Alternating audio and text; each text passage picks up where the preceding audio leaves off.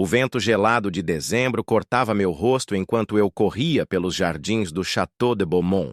Meu coração batia descompassado, não pelo esforço físico, mas pela intensidade do que havia acabado de acontecer. Alexandre me seguia alguns passos atrás, sua respiração formando pequenas nuvens no ar frio da noite. "Mateu, espera!"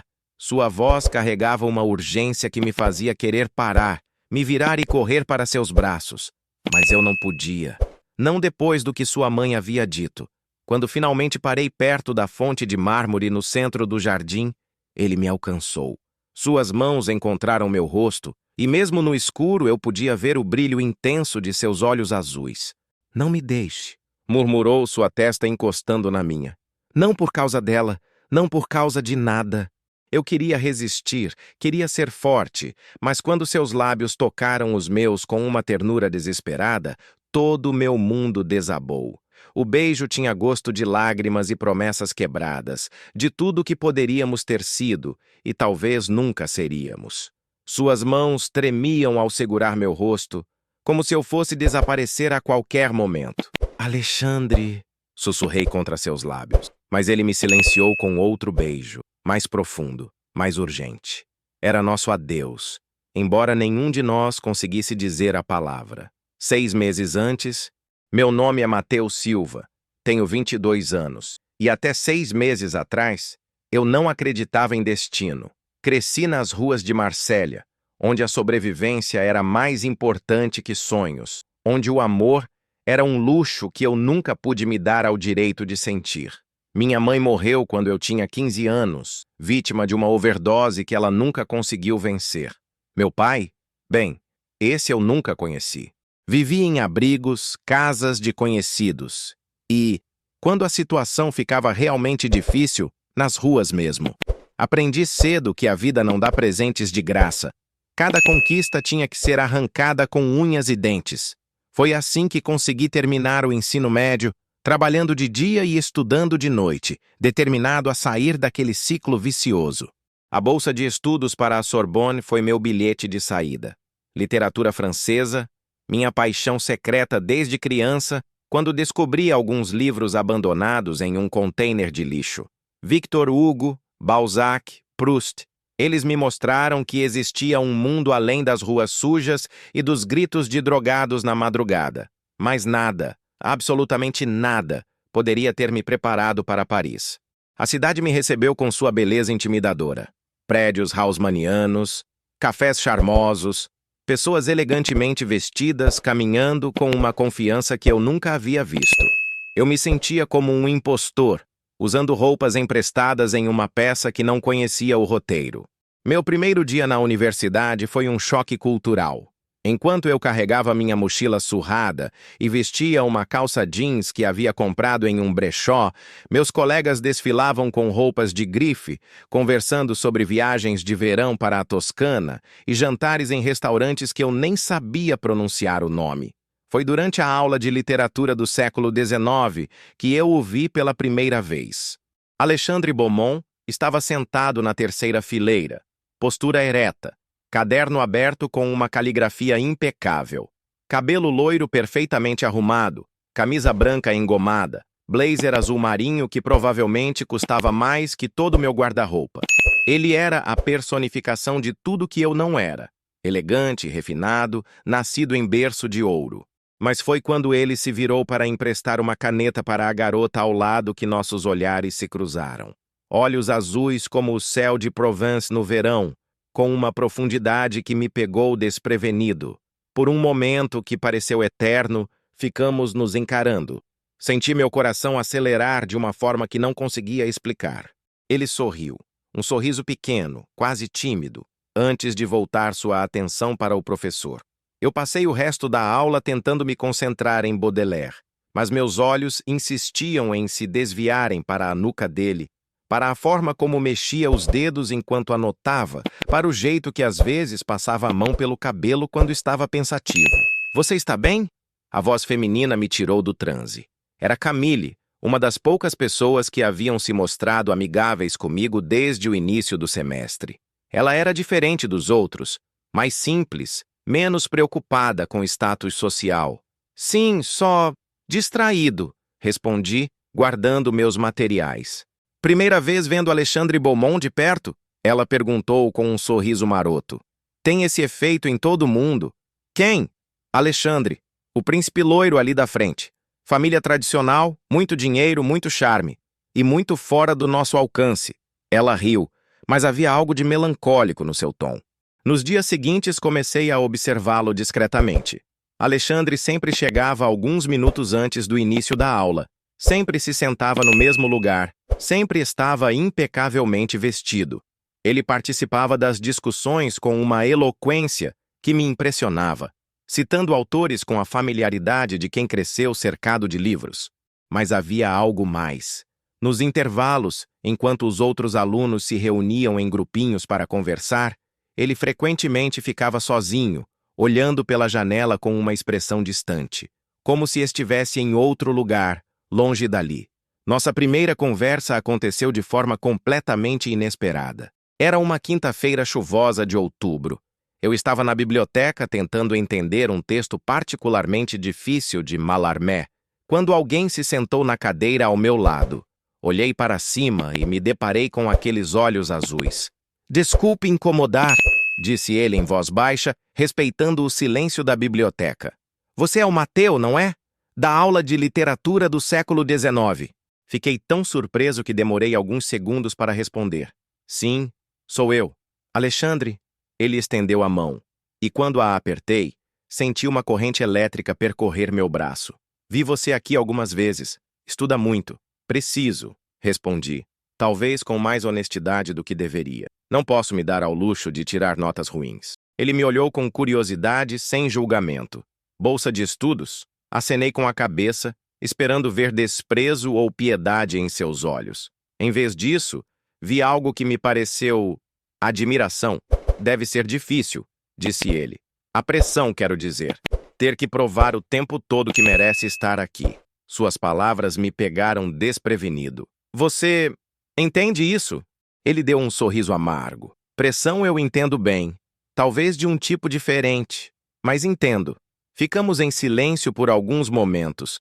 Eu fingindo ler meu livro, enquanto tentava processar o que estava acontecendo. Alexandre Beaumont estava conversando comigo. Não apenas sendo educado, mas parecendo genuinamente interessado. Mallarmé é complicado mesmo, comentou ele, olhando para o livro aberto na minha frente. Quer uma dica? Nos próximos 40 minutos, ele me explicou as nuances da poesia simbolista com uma paciência que me surpreendeu. Não havia condescendência em sua voz, nenhuma tentativa de me impressionar com seu conhecimento. Era como se estivesse genuinamente feliz em poder ajudar. Obrigado, disse quando ele terminou. Sério, você salvou minha vida. De nada. E Mateu? Ele já estava se levantando para ir embora. Se precisar de ajuda novamente, me chama. Estou sempre aqui às quintas. E assim começou nossa amizade improvável. Nas semanas seguintes, nossas conversas na biblioteca se tornaram uma tradição. Ele me ajudava com os textos mais difíceis e eu tentava retribuir da forma que podia. Descobri que, apesar de toda sua educação privilegiada, Alexandre tinha uma curiosidade genuína sobre o mundo real, sobre como as pessoas normais viviam. Como é Marsella? Ele perguntou um dia. Diferente de Paris, respondi com cuidado. Mas, crua, sem verniz. Deve ser libertador, disse ele com uma melancolia que me intrigou. Viver sem máscaras. Foi então que comecei a perceber que por trás de toda aquela perfeição, Alexandre carregava seus próprios fardos. Às vezes, no meio de uma explicação sobre algum autor, ele parava no meio da frase, com um olhar distante. Outras vezes, eu o pegava olhando para o celular com uma expressão tensa, após receber alguma mensagem. O primeiro sinal de que havia algo mais entre nós aconteceu em uma tarde de novembro. Estávamos discutindo o vermelho e o negro quando começou a chover torrencialmente lá fora. A biblioteca ficou ainda mais silenciosa, envolvida pelo som da chuva contra as janelas. Meu personagem favorito é Julien Sorel, eu disse. Tem algo de trágico nele, sabe? Sempre tentando ser algo que não é. Alexandre me olhou intensamente. E você? Já se sentiu assim? A pergunta me pegou de surpresa pela sua intimidade. Todos os dias, admiti. Desde que cheguei aqui. Eu também, ele disse baixinho. É irônico, não é? Eu deveria me sentir em casa aqui, mas... Mas? Ele hesitou, como se estivesse prestes a revelar algo importante. Às vezes sinto que estou representando um papel que me foi designado, sem nunca ter tido escolha. Nossos olhos se encontraram, e pela primeira vez senti que estava vendo o verdadeiro Alexandre, não a versão polida que ele apresentava ao mundo. Havia vulnerabilidade ali, uma solidão que eu reconhecia porque também carregava a minha. Foi nesse momento que percebi que meus sentimentos por ele haviam se transformado em algo muito mais profundo e perigoso que admiração ou amizade. A chuva continuou caindo, criando uma bolha de intimidade ao nosso redor. Sem pensar muito, estendi a mão e toquei levemente a sua. Ele não puxou, apenas olhou para nossos dedos entrelaçados com uma expressão de surpresa e algo mais que eu não conseguia decifrar. Mateu! Começou ele, mas foi interrompido pelo som de passos se aproximando. Rapidamente afastamos as mãos, voltando aos livros como se nada tivesse acontecido. Mas algo havia mudado entre nós. Eu podia sentir na tensão do ar, na forma como evitávamos nos olhar diretamente. Quando a chuva parou e decidimos ir embora, caminhamos juntos até a saída da universidade, em um silêncio carregado de coisas não ditas. Mateu, ele disse quando chegamos ao ponto onde nossos caminhos se separavam. O que aconteceu ali, na biblioteca? Não precisa explicar nada, disse rapidamente com medo do que ele poderia dizer. Não, preciso sim. Ele parou e me encarou. Eu não costumo me conectar com as pessoas facilmente, mas com você é diferente. Meu coração disparou. Diferente como? Ele deu um passo mais perto e por um momento insano, pensei que ele fosse me beijar ali mesmo, na frente da universidade. Em vez disso, ele apenas disse: Gostaria de jantar comigo amanhã? Conheço um lugar discreto. Sim, respondi antes mesmo de processar completamente o convite. O sorriso que ele me deu foi o mais genuíno que eu já havia visto em seu rosto. Era como se o sol tivesse saído após uma tempestade. Enquanto o via se afastar, senti uma mistura de euforia e terror. Estava me apaixonando por alguém que vivia em um mundo completamente diferente do meu. Alguém que provavelmente nunca poderia entender de onde eu vinha ou quem eu realmente era. Mas pela primeira vez em minha vida, senti que talvez valesse a pena arriscar meu coração. Naquela noite, deitado em meu pequeno quarto de estudante, olhei para o teto rachado e me perguntei se estava enlouquecendo. Alexandre Beaumont havia me convidado para jantar. Alexandre Beaumont, que poderia ter qualquer pessoa que quisesse, havia escolhido passar seu tempo comigo. O medo veio logo em seguida. O que eu tinha para oferecer a alguém como ele? Eu, que havia crescido sem nada, que ainda usava roupas de segunda mão, que às vezes economizava no almoço para ter dinheiro suficiente para o fim do mês. Mas então me lembrei do olhar em seus olhos quando nossas mãos se tocaram, da vulnerabilidade em sua voz quando falou sobre representar um papel. Talvez, só talvez, eu tivesse algo que ele precisava tanto quanto eu precisava dele. Pela primeira vez desde que chegara a Paris, adormeci sorrindo. E se você também já se sentiu como um peixe fora d'água, como alguém tentando encontrar seu lugar no mundo, deixe um comentário contando sua experiência. Suas histórias sempre me inspiram a continuar escrevendo. O restaurante que Alexandre escolheu ficava em uma rua estreita do 6º arrondissement, longe do movimento turístico. Era pequeno, aconchegante, com velas nas mesas e uma atmosfera íntima que me deixou ainda mais nervoso. Cheguei 15 minutos adiantado, vestindo minha melhor camisa, que ainda assim parecia inadequada para o ambiente. Quando o vi entrar, meu coração parou por um momento. Ele havia trocado o blazer formal por um suéter de cachemir cinza que realçava seus olhos, e parecia mais relaxado do que eu jamais o havia visto na universidade. Quando me viu, seu rosto se iluminou com um sorriso que fez todo o meu nervosismo valer a pena. Desculpe o atraso, disse ele, se sentando à minha frente. Tive que resolver algumas coisas em casa. Houve uma sombra momentânea em sua expressão, mas ela desapareceu rapidamente. Não tem problema. Eu que cheguei cedo demais, admiti. Durante os primeiros minutos conversamos sobre trivialidades. O menu, o vinho que ele escolheu e que provavelmente custava mais que meu aluguel, o tempo. Mas gradualmente, à medida que o álcool relaxou nossas defesas, a conversa foi se aprofundando. Conte-me sobre Marcélia de verdade, ele pediu, inclinando-se ligeiramente para a frente. Não a versão editada que você conta na universidade. Hesitei. Ninguém da minha nova vida sabia realmente de onde eu vinha. Não sei se você quer saber. Eu quero, disse ele com uma sinceridade que me desarmou. Tudo. E então, talvez pelo vinho, talvez pela forma como ele me olhava, sem julgamento, apenas com curiosidade genuína, comecei a contar. Falei sobre minha mãe, sobre os abrigos, sobre as noites em que dormi na rua quando não havia mais lugar para mim. Falei sobre a fome, sobre o medo constante, sobre como aprendi a me tornar invisível para sobreviver. Ele me ouviu em silêncio, ocasionalmente fazendo perguntas que mostravam que estava realmente prestando atenção, que se importava. Quando terminei, esperava ver piedade em seus olhos. Em vez disso, vi algo que me pareceu... Respeito? Você é a pessoa mais forte que eu conheço, disse ele simplesmente. Não sou forte, protestei. Apenas fiz o que precisava fazer. Exato. E isso é força. Ele pegou minha mão por cima da mesa, entrelaçando nossos dedos. Eu, por outro lado, nunca tive que lutar por nada. Tudo sempre foi decidido para mim. Onde estudar, que amigos ter, que futuro seguir.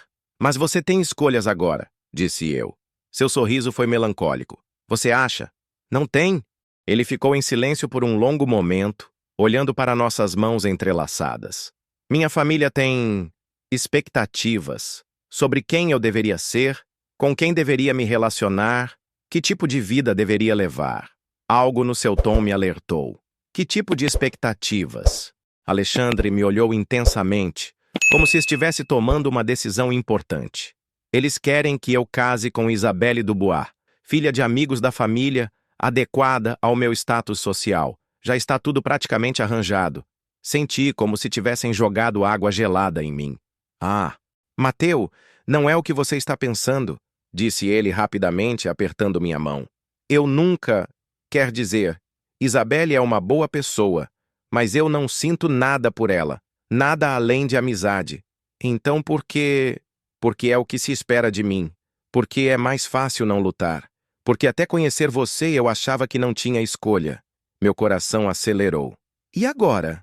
Em vez de responder com palavras, ele levantou nossas mãos entrelaçadas e beijou suavemente meus dedos. O gesto foi tão íntimo, tão cheio de ternura, que senti meus olhos se encherem de lágrimas. Agora eu sei que existe algo pelo que vale a pena lutar, murmurou ele. O resto do jantar passou em uma névoa de conversas sussurradas, olhares intensos e toques discretos. Descobrimos que tínhamos mais em comum do que imaginávamos. Ambos éramos órfãos em certo sentido. Ele de pais emocionalmente ausentes, eu literalmente. Ambos nos sentíamos deslocados em nossos mundos, buscando algo que não sabíamos como nomear. Quando saímos do restaurante, a noite estava fria e clara. Paris brilhava ao nosso redor, mas eu só conseguia me concentrar no homem ao meu lado. Não quero que a noite termine, disse ele quando chegamos à estação de metrô onde eu pegaria meu trem. Nem eu! Ele se aproximou e pela primeira vez ficamos realmente perto um do outro. Podia sentir o calor de seu corpo, o perfume sutil de seu colônia, a respiração ligeiramente acelerada. Mateu, murmurou ele, suas mãos encontrando meu rosto. Posso? Não o deixei terminar a pergunta. Inclinei-me para a frente e nossos lábios se encontraram. O primeiro beijo foi hesitante, quase tímido, como se ambos estivéssemos testando águas desconhecidas. Mas quando senti que ele não estava recuando, aprofundei o beijo, e foi como se algo se quebrasse dentro de mim. Toda a tensão acumulada das últimas semanas, todos os olhares furtivos, todos os toques acidentais, culminaram naquele momento. Ele me beijava com uma urgência desesperada, como se estivesse se afogando e eu fosse seu ar. Suas mãos se emaranharam em meu cabelo, e eu o puxei mais perto, querendo eliminar qualquer espaço entre nós. Quando finalmente nos separamos, ambos estávamos ofegantes. Ele encostou sua testa na minha, seus olhos fechados. Meu Deus, sussurrou. Eu não sabia, nunca senti. Eu sei, disse eu, porque também estava sentindo algo completamente novo e avassalador. Nos beijamos mais algumas vezes, cada beijo mais intenso que o anterior, até que um grupo de pessoas passou por nós, nos lembrando de onde estávamos. Venha comigo, disse ele impulsivamente, para meu apartamento. Parte de mim queria dizer sim desesperadamente, mas a parte mais racional sabia que as coisas estavam acontecendo muito rápido. Alexandre, não sei se é uma boa ideia. Ainda estamos descobrindo o que isso significa. Ele pareceu desapontado por um momento, mas depois assentiu. Você está certo. Não quero estragar isso indo muito rápido. Nos despedimos com mais alguns beijos, e durante todo o trajeto de volta para casa, senti como se estivesse flutuando. Alexandre Beaumont me queria. Alexandre Beaumont havia me beijado como se sua vida dependesse disso. Mas a realidade começou a se impor nos dias seguintes. Na universidade, voltamos a ser discretos. Mas havia uma nova consciência entre nós. Nossos dedos se tocavam acidentalmente quando passávamos papéis. Nossos olhares se demoravam mais que o necessário. E eu podia jurar que sentia a eletricidade no ar toda vez que ele estava perto. Camille foi a primeira a notar. Há algo diferente em você, disse ela durante o intervalo. Está brilhando. Besteira, murmurei, mas senti meu rosto esquentar. É o Alexandre, não é? Ela baixou a voz. Mateu, não estou julgando, mas você tem certeza do que está fazendo? Do que você quer dizer? Ele é um Beaumont. Eles são praticamente realeza francesa. E você? E eu sou um ninguém de Marsella. Terminei, sentindo a ferroada de suas palavras, mesmo sabendo que ela não tinha intenção de machuca. Não é isso que eu quis dizer, disse ela rapidamente. É só que vocês vivem em mundos muito diferentes. Não quero ver você se machucando. Suas palavras me perseguiram durante o resto do dia. Era verdade. Éramos de mundos diferentes. Mas quando Alexandre me encontrou na biblioteca naquela tarde e me deu um sorriso que fez meu coração pular, todas as dúvidas pareceram bobas. Como foi seu dia? Perguntou ele, se sentando ao meu lado. Melhor agora, respondi honestamente. Nos próximos dias, desenvolvemos uma rotina. Nos encontrávamos na biblioteca, íamos jantar em pequenos restaurantes discretos, longe da universidade, caminhávamos pelas ruas de Paris conversando sobre tudo e nada. E nos beijávamos. Muito. Cada beijo era uma revelação. Cada toque era uma promessa de algo mais profundo. Foi em um desses encontros que ele me contou mais sobre sua família. Meu pai é diretor de um banco de investimentos, disse ele enquanto caminhávamos ao longo do Sena. Minha mãe se dedica a obras de caridade e organizar jantares para a alta sociedade. Eles têm minha vida toda planejada desde que nasci. E você? O que quer da vida? Ele parou de andar e me olhou. Honestamente, nunca parei para pensar. Até agora. E agora? Agora eu quero você, disse ele simplesmente, me puxando para seus braços. Nos beijamos ali mesmo, na ponte, com Paris iluminada ao nosso redor. Era como uma cena de filme, perfeita demais para ser real. Mas a realidade tinha uma forma cruel de se intrometer em nosso mundo de fantasia. A primeira rachadura apareceu quando Alexandre cancelou um de nossos encontros no último minuto. Jantar em família, explicou por mensagem. Não posso escapar. Tentei entender. Mas quando isso aconteceu pela terceira vez em 2 semanas, comecei a me sentir como um segredo sujo que ele estava escondendo. Você tem vergonha de mim? Perguntei uma noite quando finalmente conseguimos nos encontrar. Como pode pensar isso? Disse ele, parecendo genuinamente chocado. Então por que sempre cancela? Por que nunca me apresentou a nenhum dos seus amigos? Ele ficou em silêncio por um longo momento. É complicado, Mateu.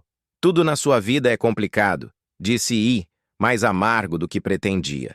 Você não entende, disse ele, passando as mãos pelo cabelo. Minha família, Se eles soubessem sobre nós, o quê? Eles me matariam? Me expulsariam de Paris? Eles me cortariam, disse ele baixinho. Financeiramente, socialmente, emocionalmente. Eu perderia tudo, incluindo a mim. Ele me olhou com angústia. Especialmente você. Foi então que comecei a entender o verdadeiro peso do que estávamos enfrentando. Não era apenas uma diferença de classe social. Era um abismo que parecia intransponível. Mas, por mais assustador que fosse, eu estava apaixonado demais para desistir. Então, o que fazemos? Perguntei. Continuamos como estamos, disse ele, me puxando para perto. Pelo menos por enquanto. E depois? Depois, vamos descobrir. Nos beijamos novamente. Mas desta vez havia um gosto de desespero no beijo, como se ambos soubéssemos que estava emprestado. A segunda rachadura veio algumas semanas depois, quando descobri por acaso sobre o noivado. Eu estava na biblioteca quando ouvi duas garotas da minha turma conversando em uma mesa próxima. Você soube do Alexandre? Disse uma delas. O que sobre ele? Vai se noivar oficialmente com a Isabelle Dubois no baile de inverno dos Beaumont. Minha mãe soube pela mãe dela. Senti como se tivessem me dado um soco no estômago. O baile de inverno era em 2 semanas. Alexandre não havia mencionado nada sobre isso. Naquela noite, quando nos encontramos no nosso café habitual, confrontei-o. Quando você ia me contar sobre o noivado? Ele ficou pálido. Como você soube? Isso importa? O que importa é que você não me contou. Mateu, não é o que você pensa. Não é? Então você não vai se noivar com Isabelle Dubois daqui a 2 semanas? Ele abaixou a cabeça. É complicado. Pare de dizer que é complicado. Explodi, atraindo olhares das outras mesas. Abaixei a voz. É sim ou não, Alexandre? Você vai se noivar com ela ou não? Oficialmente, sim, admitiu. Mas não significa nada. É só uma formalidade, uma encenação para as famílias. Para você, pode ser só uma encenação. Para mim, é a prova de que eu sou apenas uma diversão para você. Você sabe que não é verdade, disse ele, tentando pegar minha mão, mas eu a afastei. Sei, porque do meu ponto de vista, você está escolhendo a vida que sua família quer em vez de lutar pelo que nós temos. Eu estou tentando proteger você, disse ele frustrado. Se minha família descobrir sobre nós agora, eles vão destruir você. Vão tirar sua bolsa, vão se certificar de que você nunca consiga emprego em lugar nenhum. Eles têm esse poder, Mateu. E você acha que não tenho direito de tomar essa decisão por mim mesmo? Ele ficou em silêncio, e eu soube que havia tocado em um ponto sensível. Você está decidindo por mim, do mesmo jeito que sua família decide por você, disse eu, levantando. A diferença é que eu achei que você era diferente deles. Mateu, espera. Mas eu já estava saindo com o coração despedaçado e a certeza de que estava perdendo a única pessoa que havia me feito acreditar no amor. Nos dias que se seguiram, tentei me convencer de que estava melhor sem ele. Voltei a me focar completamente nos estudos, evitei a biblioteca nas quintas-feiras, tomei caminhos diferentes na universidade para não cruzar com ele. Mas à noite, sozinho no meu quarto, sentia uma dor física no peito toda vez que pensava nele. E pensava nele constantemente. Foi Camille quem me trouxe a notícia do baile. Alexandre não apareceu, disse ela, se sentando ao meu lado no refeitório. No noivado. Causou um escândalo enorme. Meu coração disparou. O que você quer dizer? Ele simplesmente não foi. Isabelle ficou lá, toda de branco, esperando. E ele nunca apareceu. Dizem que a família Beaumont está furiosa. Passei o resto do dia em estado de choque. O que isso significava? Por que ele havia feito isso? A resposta veio naquela noite, quando encontrei uma carta debaixo da porta do meu quarto. Mateu. Sei que não tenho direito de pedir seu perdão depois de tudo que aconteceu. Sei que te magoei, que te fiz sentir como se você fosse menos importante que as expectativas da minha família. Mas você estava certo. Eu estava decidindo por você, do mesmo jeito que meus pais sempre decidiram por mim. E percebi que, fazendo isso, estava perdendo a única coisa real que já tive na minha vida. Não fui ao baile esta noite. Não me noivarei com Isabelle. Não vou mais viver a vida que outros escolheram para mim. Se você me der uma chance, quero tentar de novo. Do jeito certo desta vez. Sem segredos, sem esconder o que sinto por você. Te amo, Mateo. Levei tempo demais para dizer isso, mas é verdade. Te amo e estou disposto a lutar por nós, independentemente das consequências. Se ainda sentir algo por mim, me encontre amanhã na biblioteca, às 3 da tarde, no nosso lugar de sempre. Com todo o meu amor, Alexandre. Segurei a carta com mãos trêmulas, lendo e relendo suas palavras. Ele havia aberto mão do noivado. Por mim, por nós. Mas uma parte de mim ainda tinha medo. E se isso fosse apenas outro impulso? E se, quando a realidade das consequências chegasse, ele mudasse de ideia novamente? Dormi mal naquela noite, oscilando entre esperança e terror. No dia seguinte, fiquei plantado do lado de fora da biblioteca por 1 hora, sem coragem de entrar. E se ele não estivesse lá? E se estivesse, mas eu não fosse capaz de perdoá-lo? Finalmente, às 3h15, entrei. Ele estava lá, no nosso lugar habitual, mas parecia diferente. Mais magro, olhos vermelhos, o cabelo despenteado. Quando me viu, seu rosto se iluminou com uma esperança tímida. Você veio, disse ele, se levantando. Quase não vim, admiti. Mas veio. Isso tem que significar alguma coisa. Nos encaramos por um longo momento e eu podia ver toda a vulnerabilidade que ele estava tentando esconder. Me conte sobre ontem à noite, disse eu. Ele me contou tudo, sobre como havia passado horas se arrumando para o baile, sobre como havia parado na frente do salão e simplesmente não conseguido entrar, sobre a ligação furiosa de seu pai, sobre como passara a noite caminhando pelas ruas de Paris pensando em mim. E agora? Perguntei. Sua família me cortou, disse ele simplesmente. Pelo menos temporariamente. Não posso mais morar no apartamento que eles pagam, não posso mais usar o cartão de crédito, não posso mais contar com o dinheiro deles. Alexandre, comecei, sentindo uma mistura de culpa e admiração. Não, ele me interrompeu. Foi minha escolha. E eu escolhi você. Escolhi nós. E se não der certo? E se você se arrepender?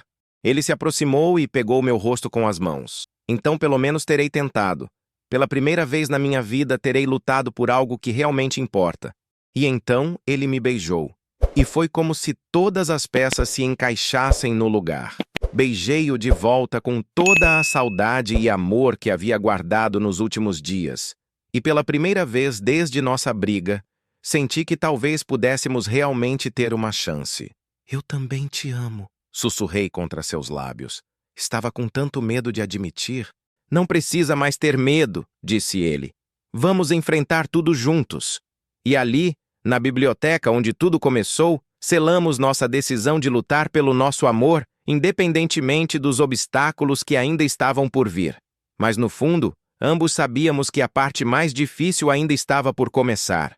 Se você já passou por um momento em que teve que escolher entre o amor e as expectativas da família, ou se conhece alguém que enfrentou essa situação, compartilhe sua experiência nos comentários.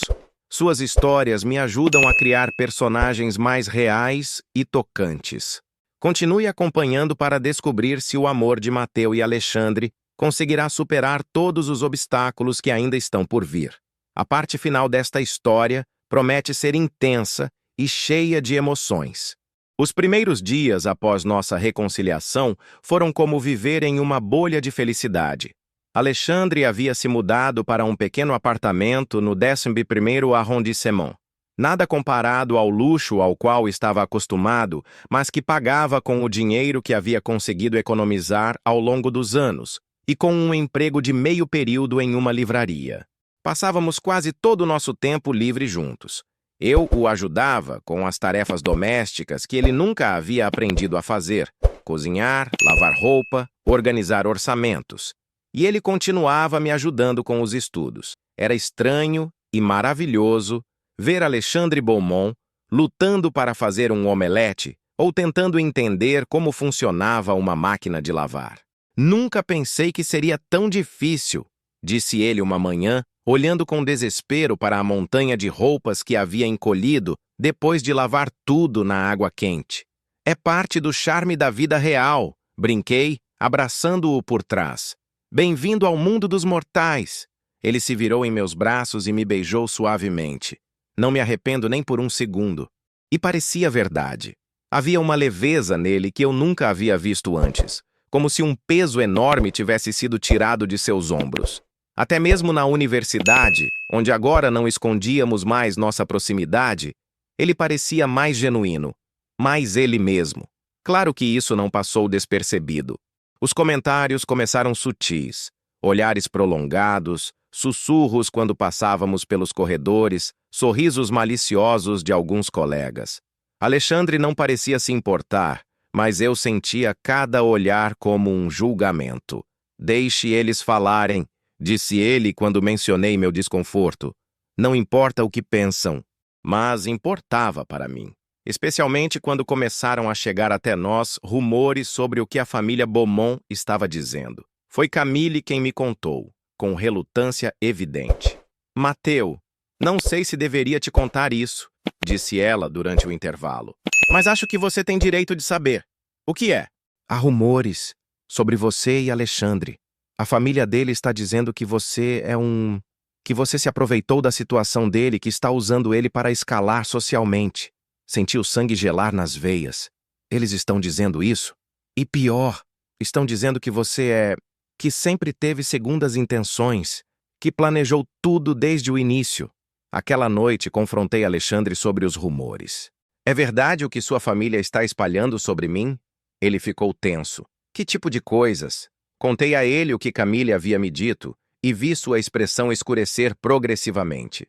Vou falar com eles, disse ele, furioso. Não, disse eu rapidamente.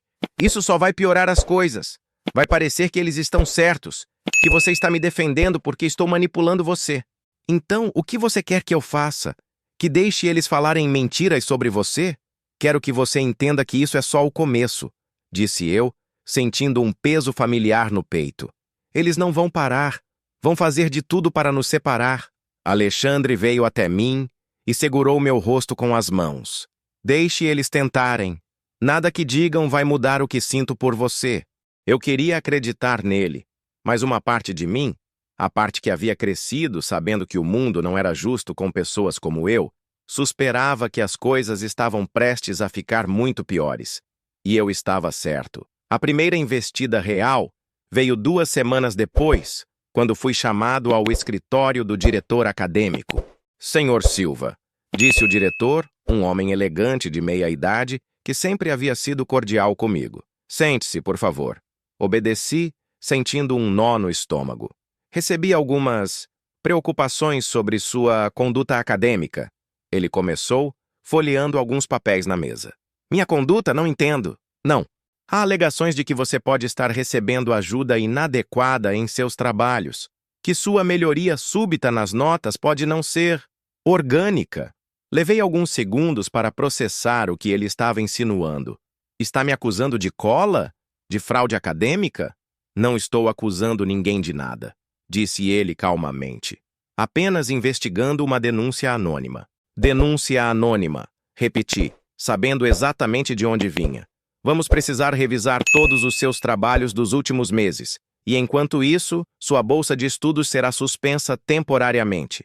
O mundo girou ao meu redor. Vocês não podem fazer isso. Eu preciso dessa bolsa. É um procedimento padrão durante investigações acadêmicas, disse ele. Mas havia algo em seus olhos que sugeria que ele não estava confortável com a situação. Tenho certeza de que, se tudo estiver em ordem, a bolsa será restabelecida rapidamente. Saí do escritório em estado de choque. Sem a bolsa, eu não teria como pagar o aluguel, a comida, nada. Teria que voltar para Marsella, abandonar tudo que havia conquistado. Quando contei a Alexandre, ele ficou lívido. Isso é absurdo. Todos sabem que suas notas melhoraram porque você é brilhante, não porque está colando. Alexandre, disse eu calmamente, embora por dentro estivesse despedaçado. Eles sabem disso. Essa não é uma investigação real. É uma forma de me pressionar. Pressionar você para quê? Olhei para ele, para esse homem que havia aberto mão de tudo por mim e senti meu coração se partir, para te deixar. Nos dias seguintes, a pressão só aumentou. Minha conta bancária foi congelada por engano. Um engano que levaria semanas para ser corrigido. Recebi uma notificação de que meu pequeno apartamento seria inspecionado por violações do Código de Construção. Meu emprego de meio período na biblioteca foi suspenso devido a cortes orçamentários. Em uma semana eu estava praticamente sem dinheiro, sem trabalho e prestes a ficar sem casa. Alexandre tentou me ajudar financeiramente, mas eu recusei. Não pode ser assim, disse eu. Se aceitarmos isso, eles vão dizer que estavam certos o tempo todo, que eu só estava com você pelo dinheiro. Quem se importa com o que eles dizem? Você deveria se importar, porque se continuarmos assim, eles vão destruir você também. Era verdade. Já havia rumores de que Alexandre seria expulso da universidade por comportamento inadequado. Seus poucos amigos haviam se afastado dele, instruídos por suas famílias a não se associarem com o rebelde Beaumont. A gota d'água veio em uma noite fria de dezembro. Eu estava voltando do meu novo emprego, limpando pratos em um restaurante barato, quando 3 homens me abordaram em uma rua escura. Mateus Silva, disse o maior deles. Sim, respondi, imediatamente alerta.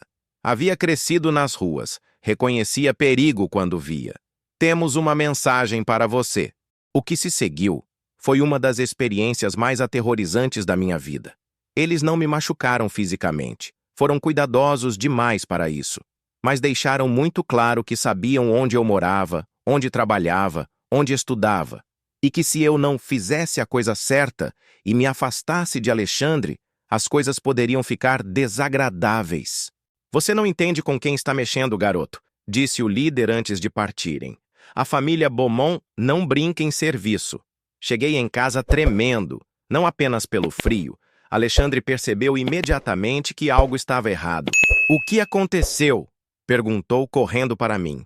Contei a ele sobre o encontro e vi toda a cor sumir de seu rosto. Meu Deus, Mateu, eu não pensei que eles fossem tão longe. Bem, foram, disse eu, ainda tentando processar o que havia acontecido. E agora? O que fazemos? Alexandre ficou em silêncio por um longo tempo, claramente lutando com alguma decisão interna. Eu vou falar com eles, disse ele finalmente. Não, tenho que fazer isso. Tenho que fazer eles pararem. Alexandre, se você voltar para eles agora, não vou voltar. Só vou negociar. Mas eu podia ver em seus olhos que ele estava considerando exatamente isso. E a parte terrível era que eu estava começando a pensar que talvez fosse a melhor opção. Talvez, comecei hesitante. Talvez devêssemos pensar em nos afastar por um tempo. Ele me olhou como se eu tivesse o esbofeteado. Você está falando sério? Olhe para o que está acontecendo conosco, Alexandre. Você perdeu sua família, seu dinheiro, seus amigos. Eu estou prestes a perder minha educação, minha chance de ter uma vida melhor. E agora há pessoas me ameaçando na rua. E você quer desistir? Eu quero que nós dois tenhamos um futuro. Explodi. Mesmo que seja separados. Não sem você, disse ele, vindo até mim. Não existe futuro sem você. Nos beijamos desesperadamente, como 2 pessoas se afogando, tentando se salvar uma à outra. Mas pela primeira vez, senti que não seria suficiente. Naquela noite, deitados na cama de Alexandre, conversamos até o amanhecer sobre nossas opções. Todas pareciam impossíveis. Poderíamos fugir, sugeriu ele. Ir para outro país, começar de novo. Com que dinheiro? E nossa educação? Poderíamos esperar. Ficar separados até eu conseguir reconquistar minha independência financeira. Isso poderia levar anos, e não há garantia de que sua família não continue nos perseguindo. Então o que você propõe? Eu não tinha resposta. Pela primeira vez desde que nos conhecemos, parecia que nosso amor não seria suficiente para superar os obstáculos. A decisão foi tomada por nós 3 dias depois. Eu estava saindo da universidade quando vi uma figura familiar esperando por mim no portão. Era uma mulher elegante, de meia idade, vestida com roupas caras e uma expressão de desgosto mal disfarçado. Você deve ser Mateus Silva, disse ela. E você deve ser a mãe de Alexandre. Madame Beaumont era exatamente como eu havia imaginado. Bela, fria e irradiando o tipo de autoridade que vem de gerações de privilégio. Precisamos conversar, disse ela. Nos sentamos em um café próximo, e ela foi direto ao ponto.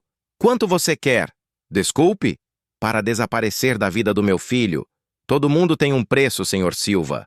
Qual é o seu? Senti uma raiva ardendo no peito. Não estou à venda. Não? Então talvez prefira que continuemos com nossos métodos atuais. Ela tomou um gole delicado de seu café. Seria uma pena se você fosse expulso da universidade, ou se algo desafortunado acontecesse com sua segurança.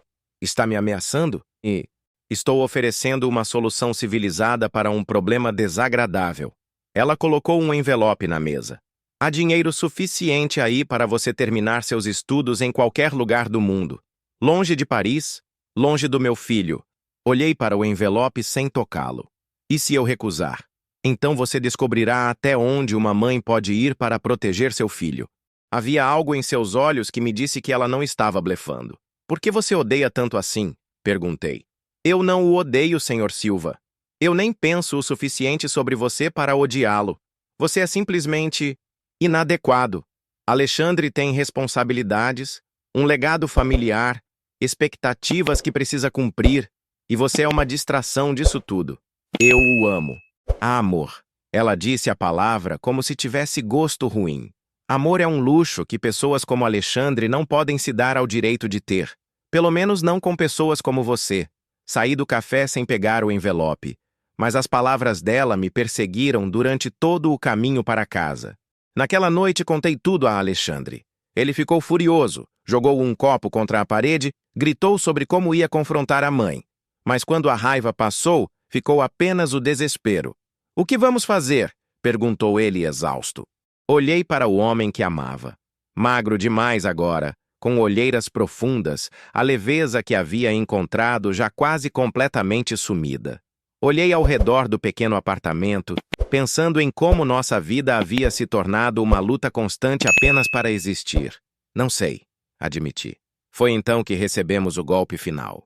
Alexandre foi chamado para uma reunião no escritório do advogado da família no dia seguinte. Quando voltou, estava pálido como um fantasma. Eles cortaram completamente meu acesso ao fundo fiduciário, disse ele, desabando na cadeira. E mais, estão me processando por apropriação indébita de bens da família. O apartamento onde eu morava antes, o carro, até mesmo algumas roupas que levei. Dizem que tecnicamente pertenciam à empresa da família. Eles podem fazer isso? Aparentemente podem. E se eu for condenado, não poderei me formar, não poderei trabalhar em lugar nenhum respeitável. Ele olhou para mim com desespero. Mateu, eles estão me destruindo sistematicamente. Por nossa causa, disse eu baixinho. Não, disse ele rapidamente.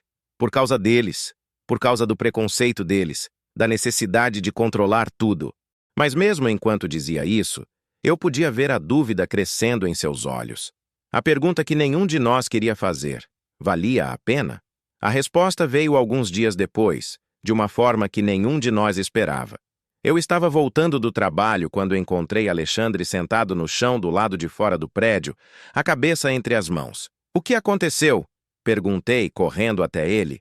Eles me expulsaram, disse ele sem levantar a cabeça. Da universidade. Encontraram uma forma de cancelar minha matrícula. Senti como se o mundo estivesse desabando ao nosso redor. Por que motivo? Não pagamento das mensalidades.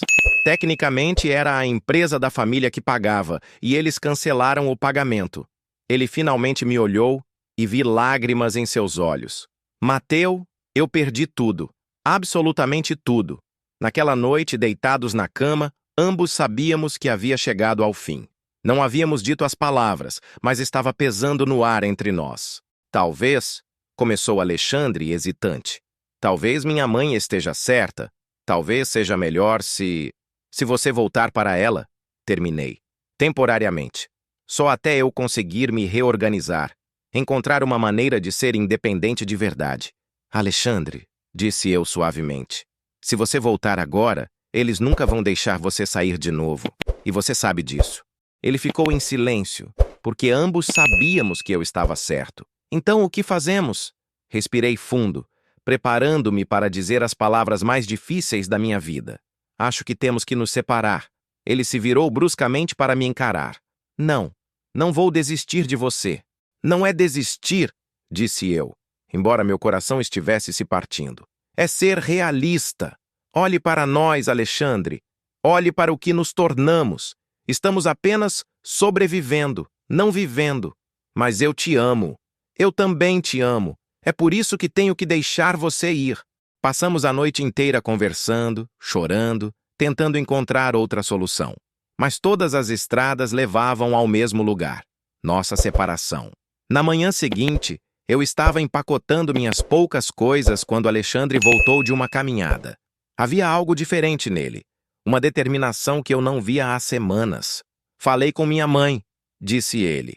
E disse a ela que voltaria para casa. Aceitaria o noivado com Isabelle, assumiria meu lugar na empresa da família. Senti meu coração parar. Você... O quê? Mas só com uma condição. Qual? Que eles deixem você em paz?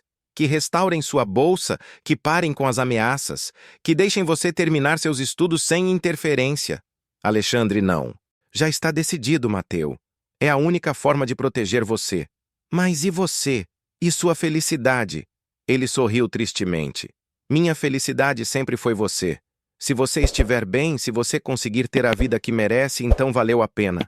Nos beijamos uma última vez. Um beijo salgado de lágrimas e repleto de tudo que não conseguíamos dizer. Era nosso adeus. Promete que não vai desperdiçar a chance que estou te dando, sussurrou ele contra meus lábios. Prometo, sussurrei de volta. E você promete que não vai parar de sonhar, que um dia vai encontrar uma forma de ser livre de verdade. Prometo. Na semana seguinte, Alexandre se mudou de volta para a casa da família. Eu recebi uma notificação de que minha bolsa havia sido restaurada e que a investigação acadêmica havia sido arquivada por falta de evidências.